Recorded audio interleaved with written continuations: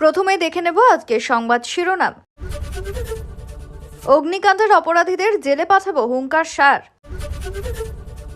মহারাষ্ট্রের উপমুখ্যমন্ত্রী শূন্যস্থান পূরণ, শনিবার দুপুরে শপথ গ্রহণ করবেন অজিত পত্নী সুনেত্রা। হার্ট অ্যাটাক মানে বুকে ব্যথা নয়, অস্বাভাবিক এইসব লক্ষণও গুরুতর, সতর্ক করছেন কার্ডিওলজিস্ট।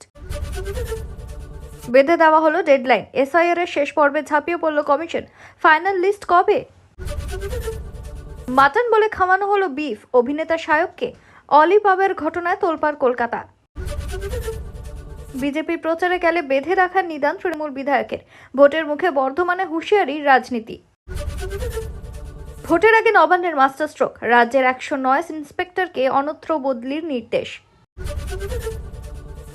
আনন্দপুর অগ্নিকাণ্ডে শোকস্তব্ধ প্রধানমন্ত্রী, মৃতদের পরিবার পিছু 2 লক্ষ টাকা করে ক্ষতিপূরণ ঘোষণা, আহতদের 50,000। মোহিনী সুনেত্রা পাওয়ার মহারাষ্ট্রের প্রথম মহিলা উপমুখ্যমন্ত্রী হিসেবে নিলেন শপথ। শাহের শিলিগুড়ির ভাষণ বাম দিকে ঘুরে গেল, তৃণমূলকে কাঠগড়ায় তোলার মূল সুর হয়ে উঠল বন্দে মাতরম। বেঁধে দেওয়া হলো ডেডলাইন, এসআইআর এর শেষ পর্বে ঝাঁপিয়ে পড়ল কমিশন, ফাইনাল লিস্ট কবে? ভারতে কোথায় আছেন হাসিনা, কিভাবে রাখা হয়েছে তাকে, দেখা করে বিবরণ দিলেন ব্রিটেন আওয়ামী লীগের নেতা। মাঠ দখল, পুজো বন্ধ, ক্ষতিপূরণ বাকি, শাহের সভার দিনেই বিজেপির বিরুদ্ধে তৃণমূলের চার্জশিট। এসআইআর নিয়ে 7টি নির্দেশ, 14 ফেব্রুয়ারি ভোটার তালিকা প্রকাশে তৎপর নির্বাচন কমিশন। এতক্ষণ শুনছিলেন সংবাদ শিরোনাম, এবার আসছি বিস্তারিত খবরে। ভিডিওটি ভালো লাগলে লাইক করুন এবং আমাদের ইউটিউব চ্যানেলটি সাবস্ক্রাইব করে আমাদের সঙ্গে থাকুন পরবর্তী আপডেটের জন্য। ধন্যবাদ। আনন্দপুর কারখানার অগ্নিকাণ্ডের স্বচ্ছ তদন্ত করা হোক, শনিবার ব্যারাকপুরের আনন্দপুরি মাঠে কর্মী সম্মেলন থেকে এমনটাই দাবি তুলেছেন স্বরাষ্ট্রমন্ত্রী অমিত শাহ। যারা অপরাধী তাদের জেলে পাঠানোর দাবি তুলেছেন তিনি। মুখ্যমন্ত্রী মমতা বন্দ্যোপাধ্যায়কে নিশানা করে তিনি বলেছেন, অগ্নিকাণ্ডের ঘটনায় যারা দোষী দ্রুত শাস্তির ব্যবস্থা করতে হবে। জলা জমিগুলোতে গোদাম তৈরি হয়েছে, তা বাইরে থেকে বন্ধ রয়েছে কেন? গোদামের ভেতরে জ্বলে পুড়ে মরছে, বাইরে বেরিয়ে আসতে না পারায় মৃত্যু হয়েছে। এপ্রিলের পরে বিজেপি সরকার ক্ষমতায় আসবে, তারপরে অপরাধীদের জেলে পাঠানো হবে। মোমো কারখানার মালিককে কেন এখনো গ্রেপ্তার করা যায়নি? আসন্ন বিধানসভা নির্বাচনকে পাখির চোখ করে বাংলায় প্রচারের ঝাঁজ বাড়িয়েছে বিজেপি। প্রতিবারের মতো এবারও মাঝে মাঝে বঙ্গ সফরে আসছেন মোদি শাহ। শনিবার ব্যারাকপুরের আনন্দপুরীতে কর্মী সম্মেলন করেন তিনি। আনন্দপুর ঘটনায় মৃতদের পরিবারকে সমবেদনা জানান তিনি। অজিত পাওয়ারের মৃত্যুর পর মহারাষ্ট্রের উপমুখ্যমন্ত্রীর পদ শূন্য হয়েছিল, এবার সেই শূন্যস্থান পূরণের জন্য বেছে নেওয়া হলো অজিতের স্ত্রী সুনেত্রাকে। আজ শনিবারই মহারাষ্ট্রের নতুন উপমুখ্যমন্ত্রী হিসেবে শপথ নেবেন তিনি। সে উপলক্ষে আজ সকালে এক প্রস্থ বৈঠকের আয়োজন করা হয়েছিল এনসিপি পরিষদীয় দলের অন্দরে। সেই বৈঠকে যোগ দিতে ইতিমধ্যে মুম্বাইয়ে পৌঁছে গিয়েছেন এনসিপির বিধায়ক ও বিধান পরিষদের সদস্যরা। বস্তুত মহারাষ্ট্রের রাজনীতিতে সুনেত্রাই প্রথম মহিলা উপমুখ্যমন্ত্রী হিসেবে মনোনীত হবেন। বর্তমানে তিনি রাজ্যসভার সাংসদ, ফলে উপমুখ্যমন্ত্রী পদে দায়িত্ব নিলে বিধানসভা অথবা বিধান পরিষদের উপনির্বাচনে জিততে হবে তাকে। অন্যদিকে অজিত পত্নীর শপথ গ্রহণের আগের দিন শুক্রবার মহারাষ্ট্রের মুখ্যমন্ত্রী ফডনবিসের সরকারি বাসভবনে সাক্ষাৎ করতে গিয়েছিলেন এনসিপি নেতা ছগন ভুজবল, প্রফুল্ল প্যাটেল এবং সুনীল তটকরে। সেখানে তাদের মধ্যে দীর্ঘ বৈঠক হয় বলে জানা গিয়েছে। হার্ট অ্যাটাক শুনলেই আমাদের চোখের সামনে ভেসে ওঠে সিনেমার দৃশ্য। কেউ হঠাৎ বুক চেপে ধরে মাটিতে লুটিয়ে পড়ছেন, কিন্তু বাস্তব অভিজ্ঞতা অনেকটাই আলাদা। কার্ডিওলজিস্টদের মতে হার্ট অ্যাটাক সবসময় এত নাটকীয়ভাবে আসে না। অনেক ক্ষেত্রেই লক্ষণ এতটাই সূক্ষ্ম হয় যে সহজেই তা উপেক্ষা করেন রোগী বা তার পরিবার। চোয়ালে হালকা ব্যথা, আচমকা হাতে যন্ত্রণা, অকারণ ক্লান্তি, এমনকি ফ্লুর মতো উপসর্গ, এসবই হতে পারে হার্ট অ্যাটাকের আগাম সংকেত। আর এই নীরব সতর্ক বার্তাগুলো সময় মতো বুঝে চিকিৎসকের কাছে পৌঁছতে পারলেই বাঁচতে পারে প্রাণ। নিউ ইয়র্কের প্রখ্যাত কার্ডিওভাস্কুলার বিশেষজ্ঞ ইভান লেভিন, যার অভিজ্ঞতা প্রায় 30 বছরে, সম্প্রতি এ নিয়ে গুরুত্বপূর্ণ সতর্কতা দিয়েছেন। পশ্চিমবঙ্গে ভোটার তালিকার বিশেষ নিবিড় সংশোধন সংক্রান্ত সমস্ত শুনানি আগামী 7 দিনের মধ্যে শেষ করার নির্দেশ দিল নির্বাচন কমিশন। একই সঙ্গে নোটিশ জারি, শুনানি পর্ব এবং নথি আপলোডের জন্য নির্দিষ্ট সময়সীমা বেঁধে দেওয়া হয়েছে। কমিশনের এক শীর্ষ আধিকারিক একথা জানিয়েছেন। রাজ্যের মুখ্য নির্বাচনী আধিকারিক মনোজ কুমার আগরওয়ালের সঙ্গে নির্বাচন কমিশনের পূর্ণ বেঞ্চের বৈঠকে নির্দেশিকা জারি করা হয়। বৈঠকে উপস্থিত ছিলেন রাজ্যের বিশেষ রোল অবজারভার সুব্রত গুপ্ত, সমস্ত জেলার জেলা নির্বাচনী আধিকারিক এবং নির্বাচনী নিবন্ধন আধিকারিকরা। নির্দেশ অনুযায়ী 1 ফেব্রুয়ারি বিকেল 5টার মধ্যে সমস্ত শুনানির নোটিশ জারি করতে হবে।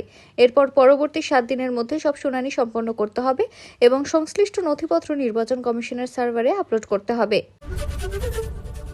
পার্ক স্ট্রিটের একটি নামী রেস্তোরাঁর বিরুদ্ধে গুরুতর অভিযোগ তুলেছেন অভিনেতা ইউটিউবার সায়ক চক্রবর্তী। তার দাবি, সেখানে মাটন অর্ডার করা হলেও তাকে ইচ্ছাকৃতভাবে গোমাংস পরিবেশন করা হয়েছে। ঘটনাটি ঘিরে ইতিমধ্যে পার্ক স্ট্রিট থানায় অভিযোগ দায়ের হয়েছে এবং পুলিশ এক কর্মীকে আটকও করেছে বলেও প্রাথমিক সূত্রে খবর। জানা গিয়েছে, শুক্রবার রাতে দুই বন্ধুকে নিয়ে পার্ক স্ট্রিটের ওই রেস্তোরাঁয় যান সায়ক। সেখানে তারা মাটন স্টেক অর্ডার করেন, কিন্তু খাবার পরিবেশনের পর সন্দেহ হয়। পরে জানতে পারেন মাটনের বদলে তাদের বিফ স্টেক দেওয়া হয়েছে। সায়কের অভিযোগ, খাবার দেওয়ার সময় স্পষ্ট করে জানানো হয়নি এটি কী ধরনের মাংস, ফলে তারা ভেবে নিয়েছিলেন সেটি মাটন। ঘটনার পরপরই রেস্তোরাঁর ভেতরে ভিডিও রেকর্ড করেন সায়ক এবং সোশ্যাল মিডিয়ায় পোস্ট করেন। সে ভিডিওতে তাকে বলতে শোনা যায় তারা মাটন স্টেক অর্ডার করেছিলেন, কিন্তু প্লেটে দেওয়া হয়েছিল বিফ। প্রথমে একটি পরিবেশন করা হয়, পরে আরও একটি আসে। ভোটের দিন যত ঘনিয়ে আসছে ততই হুমকি পাল্টা হুমকিতে চড়ছে বঙ্গ রাজনীতির পারদ। সে উত্তাপের নতুন কেন্দ্র এবার পূর্ব বর্ধমান। বিজেপির প্রচারে গেলে কর্মীদের বেঁধে রেখে প্রশ্ন করার নিদান দিলেন তৃণমূল কংগ্রেসের বিধায়ক। শুক্রবার বিকেলে বর্ধমান শহরের বড়নীলপুর মোড়ে এক জনসভা থেকে বার্তা দেন বর্ধমান দক্ষিণের তৃণমূল বিধায়ক খোকন দাস। মঞ্চ থেকে দলীয় কর্মী সমর্থকদের উদ্দেশ্যে তার বক্তব্য, যারা বিজেপির হয়ে প্রচারে যাবে তাদের ধরে রেখে প্রশ্ন করতে হবে, নরেন্দ্র মোদীর আমলে কেন বাংলার মানুষের নাম ভোটার তালিকা থেকে বাদ যাচ্ছে, কেন বাংলার মানুষ নিজের ভাষায় কথা বলতে পারবে না, কেন খাদ্যাভ্যাস নিয়ে প্রশ্ন তোলা হচ্ছে। বিধায়ক আরও বলেন, আমাদের বাড়িতে বসবে, আগে জবাব দেবে, তারপর যাবে, তারপর আবার ভোট চাইতে আসবে। হুঁশিয়ারির সুরে তিনি যোগ করেন, চাইলে আমরা কি না করতে পারি, 5 মিনিটে বিজেপির মিটিং বন্ধ করে দিতে পারি। 109 ইন্সপেক্টরের বদলির নির্দেশ নবান্নের। বিধানসভা নির্বাচনের আগে এই রদবদল বেশ তাৎপর্যপূর্ণ বলে মনে করা হচ্ছে। বিধানসভা ভোটের আগে ফের রদবদল রাজ্য পুলিশের। রাজ্যের 109 ইন্সপেক্টরের বদলি, একাধিক জেলা পুলিশ ও কমিশনারেট এর ইন্সপেক্টরের রদবদল। 109 জন ইন্সপেক্টর স্তরের অফিসারকে পশ্চিমবঙ্গ পুলিশে বদলি করা হয়েছে। বিধানসভা নির্বাচনের আগে রদবদল বেশ তাৎপর্যপূর্ণ বলেই মনে করা হচ্ছে। আসানসোল দুর্গাপুর পুলিশ কমিশনারেট থেকে আসানসোল দক্ষিণ থানার ইন্সপেক্টর ইনচার্জ কৌশিক কুণ্ডুকে ব্যারাকপুরে এসপি বিভাগে বদলি করা হয়েছে। রানীগঞ্জ থানার ইন্সপেক্টর ইনচার্জ বিকাশ দত্তকে চন্দননগরে বদলি করা হয়েছে। বিপ্লবপতি আসানসোল দুর্গাপুর পুলিশ কমিশনারেটে পুনরায় ফিরে এসেছেন। দক্ষিণ দিনাজপুর থানার গঙ্গারামপুরের আইসিকে পশ্চিমবঙ্গ পুলিশের দুর্নীতি দমন শাখা বা এসিবির ইন্সপেক্টর করে আনা হয়েছে। আনন্দপুরে অগ্নিকাণ্ডে শোক প্রকাশ করলেন প্রধানমন্ত্রী নরেন্দ্র মোদী। শুক্রবার মৃতদের পরিবারের প্রতি সমবেদনা জানিয়েছেন তিনি। সেই সঙ্গে আহতদের দ্রুত আরোগ্য কামনা করেছেন। আনন্দপুরে অগ্নিকাণ্ডে শোক প্রকাশ করলেন প্রধানমন্ত্রী নরেন্দ্র মোদী। শুক্রবার মৃতদের পরিবারের প্রতি সমবেদনা জানিয়েছেন তিনি। সেই সঙ্গে আহতদের দ্রুত আরোগ্য কামনা করেছেন। মৃতদের পরিবারকে আর্থিক সাহায্য দেওয়ার কথাও ঘোষণা করেন। শুক্রবার সন্ধ্যায় প্রধানমন্ত্রী সমাজ মাধ্যমে লেখেন, পশ্চিমবঙ্গের আনন্দপুরে সাম্প্রতিক অগ্নিকাণ্ডের ঘটনা অত্যন্ত মর্মান্তিক এবং দুঃখজনক। যারা তাদের প্রিয়জনদের হারিয়েছেন তাদের প্রতি আমার সমবেদনা। আহতদের দ্রুত আরোগ্য কামনা করছি। তিনি আরও লেখেন, প্রধানমন্ত্রী জাতীয় তহবিল থেকে নিহতদের প্রত্যেকের নিকটাত্মীয়কে 2 লক্ষ টাকা করে অনুদান দেওয়া হবে। আহতদের 50,000 টাকা করে দেওয়া হবে। আনন্দপুরের নাজরাবাদে অগ্নিকাণ্ডের ঘটনায় মৃতদের পরিবার পিছু 10 লক্ষ টাকা আর্থিক সাহায্য দেওয়া হবে। মহারাষ্ট্রের প্রথম মহিলা উপমুখ্যমন্ত্রী পদে শপথ নিলেন সদ্যপ্রয়াত এনসিপি নেতা তথা জোট সরকারের প্রাক্তন উপমুখ্যমন্ত্রী অজিত পাওয়ারের স্ত্রী সুনেত্রা পাওয়ার। রাজ্যসভা সাংসদ সকলের কাছে পরিচিত বাহিনী বা বৌদি ডাকনামে সুনেত্রা পাওয়ারকে শনিবার ন্যাশনালিস্ট কংগ্রেস পার্টি অথবা এনসিপি বিধায়করা পরিষদীয় নেতা হিসেবে নির্বাচিত করে। এর ফলে মহায়ুতি সরকারে উপমুখ্যমন্ত্রী পদে দলীয় প্রার্থী হচ্ছেন তিনি। শনিবার বিকেলে রাজ্যপালের বাসভবনে শপথ নেন সুনেত্রা। তিনি হলেন মহারাষ্ট্রের প্রথম মহিলা উপমুখ্যমন্ত্রী। তাকে শপথ বাক্য পাঠ করান রাজ্যপাল আচার্য দেবব্রত। অনুষ্ঠানে উপস্থিত ছিলেন রাজ্যের মুখ্যমন্ত্রী বিজেপি নেতা দেবেন্দ্র ফডনবিস ও প্রাক্তন মুখ্যমন্ত্রী তথা বর্তমান উপমুখ্যমন্ত্রী শিবসেনার নেতা একনাথ শিন্ডে। দুই প্রান্তে দুই কর্মী সম্মেলন, কিন্তু সুর এক নয় একেবারে। শনিবার ব্যারাকপুরে অমিত শাহের ভাষণ ছিল চীনা রাজনৈতিক ছকে বাধা। তৃণমূল সরকারের দুর্নীতি, মহিলাদের নিরাপত্তা, আইন শৃঙ্খলার অবনতি এবং আনন্দপুরের অগ্নিকাণ্ড। মুখ্যমন্ত্রী মমতা বন্দ্যোপাধ্যায়কে কাঠগড়ায় তোলাই ছিল মূল উপজীব্য। তবে তার কয়েক ঘন্টা পর বাগডোগরা হয়ে শিলিগুড়ির এয়ারফোর্স ময়দানে পৌঁছে কেন্দ্রীয় স্বরাষ্ট্রমন্ত্রীর বক্তৃতা খানিকটা আলাদা হয়ে যায়।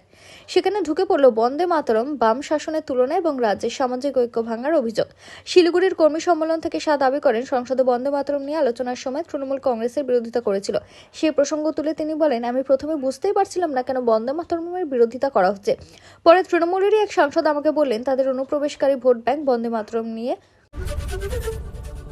পশ্চিমবঙ্গে ভোটার তালিকার বিশেষ নিবিড় সংশোধন সংক্রান্ত সমস্ত শুনানি আগামী 7 দিনের মধ্যে শেষ করার নির্দেশ দিল নির্বাচন কমিশন। একই সঙ্গে নোটিশ জারি, শুনানি পর্ব এবং নথি আপলোডের জন্য নির্দিষ্ট সময়সীমা বেঁধে দেওয়া হয়েছে। কমিশনের এক শীর্ষ আধিকারিক একথা জানিয়েছেন। রাজ্যের মুখ্য নির্বাচনী আধিকারিক মনোজ কুমার আগরওয়ালের সঙ্গে নির্বাচন কমিশনারের পূর্ণ বেঞ্চের এই বৈঠকে নির্দেশিকা জারি করা হয়। বৈঠকে উপস্থিত ছিলেন রাজ্যের বিশেষ রোল অবজারভার সুব্রত গুপ্ত, সমস্ত জেলার জেলা নির্বাচনী আধিকারিক এবং নির্বাচনী নিবন্ধন আধিকারিকরা। নির্দেশ অনুযায়ী 1 ফেব্রুয়ারি বিকেল 5টার মধ্যে সমস্ত শুনানি নোটিশ জারি করতে হবে। এরপর পরবর্তী 7 দিনের মধ্যে সব শুনানি সম্পন্ন করতে হবে এবং সংশ্লিষ্ট নথিপত্র নির্বাচন কমিশনের সার্ভারে আপলোড করতে হবে। ইতিমধ্যে যে শুনানিগুলি হয়েছে সেগুলির নথি 2 ফেব্রুয়ারির মধ্যে আপলোড করার নির্দেশ দেওয়া হয়েছে। গণ অভ্যুত্থানে ক্ষমতাচ্যুত হওয়ার পর ভারতে পালিয়ে আসা বাংলাদেশের প্রাক্তন প্রধানমন্ত্রী শেখ হাসিনার সঙ্গে দিল্লিতে সাক্ষাৎ করেছেন বাংলাদেশে আওয়ামী লীগের ব্রিটেন শাখার 5 নেতা। লন্ডন থেকে এসে গত 21শে জানুয়ারি দিল্লিতে তারা হাসিনার সঙ্গে দেখা করেন। 26শে জানুয়ারি তারা লন্ডনে ফিরে যান। বাংলাদেশের সংবাদ মাধ্যম প্রথম আলোর প্রতিবেদন অনুযায়ী তাদের দাবি, হাসিনাকে কড়া নিরাপত্তায় নয়াদিল্লিতে রাখা হয়েছে। তিনি রয়েছেন এক বিশাল প্রাসাদে। বহুস্তরীয় নিরাপত্তায় মুড়ে রাখা হয়েছে হাসিনাকে। প্রথম আলোর প্রতিবেদন অনুযায়ী হাসিনার সঙ্গে সাক্ষাৎকারীদের মধ্যে ছিলেন ব্রিটেন আওয়ামী লীগের সভাপতি জালাল উদ্দিন, সাধারণ সম্পাদক সৈয়দ সাজিদুর রহমান ফারুক, যুগ্ম সাধারণ সম্পাদক ও সিলেট সিটি কর্পোরেশনের প্রাক্তন মেয়র আনোয়ারুজ্জামান চৌধুরী, সাংগঠনিক সম্পাদক আহাদ চৌধুরী এবং ব্রিটেন যুবলীগের যুগ্ম সাধারণ সম্পাদক জামাল খান। তারা গোপনীয়তার স্বার্থে নাম প্রকাশ না করে হাসিনার বাসস্থানের বিবরণ দিয়েছেন। কেন্দ্রীয় স্বরাষ্ট্রমন্ত্রী অমিত শাহর বঙ্গ সফরের আবহে বিজেপির নীতি ও নৈতিকতা নিয়ে তীব্র আক্রমণে নামল তৃণমূল কংগ্রেস। খেলার মাঠ দখল, সরস্বতী পুজো করতে না দেওয়া থেকে শুরু করে ভয়াবহ অগ্নিকাণ্ডে মৃতদের পরিবারকে ক্ষতিপূরণ দেওয়ার প্রতিশ্রুতি রক্ষা না করার অভিযোগে সরব হল শাসক দল।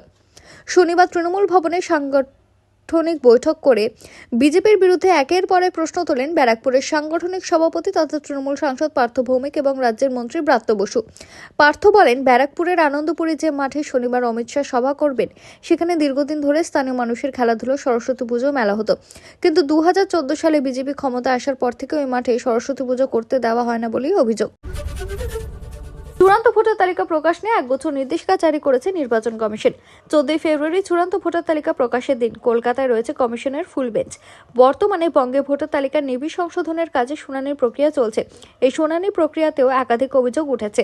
নির্বাচন কমিশন আনম্যাপড ও লজিক্যাল ডিসক্রিপেন্সির কারণে প্রচুর মানুষকে নোটিশ পাঠিয়েছে। তাতেই সন্দেহ তৈরি হয়েছে প্রচুর মানুষের শুনানি করার পরে নির্ধারিত সময়ের মধ্যে সম্পূর্ণ ত্রুটিমুক্ত ভোটার তালিকা প্রকাশ করা যাবে কিনা। কিন্তু নির্ধারিত দিনে কাজ শেষ করতে তৎপর কমিশন। নির্ধারিত সময়ের মধ্যে কাজ শেষ করতে নির্বাচন কমিশন একগুচ্ছ নির্দেশিকা জারি করেছে। নির্বাচন কমিশনের লক্ষ্য একটাই, নির্ধারিত সময় অর্থাৎ 14 ফেব্রুয়ারিতে চূড়ান্ত ভোটার তালিকা প্রকাশ করা। অর্থাৎ নির্ধারিত সময় চূড়ান্ত ভোটার তালিকা প্রকাশে তৎপর কমিশন। তবে এসআইআর এর দায়িত্বপ্রাপ্ত আধিকারিকরা এই বিষয়ে সংশয় প্রকাশ করেছেন। তাদের কথায় যে পরিমাণ মানুষকে শুনানিতে ডাকা হয়েছে তাতে নির্ধারিত সময় 14 ফেব্রুয়ারির মধ্যে চূড়ান্ত ভোটার তালিকা প্রকাশ করা যাবে কিনা তা নিয়ে সংশয় রয়েছে। তবে কমিশন নির্দেশিকা জারি করে স্পষ্ট করে দিয়েছে, ডেডলাইন মানতে তারা তৎপর।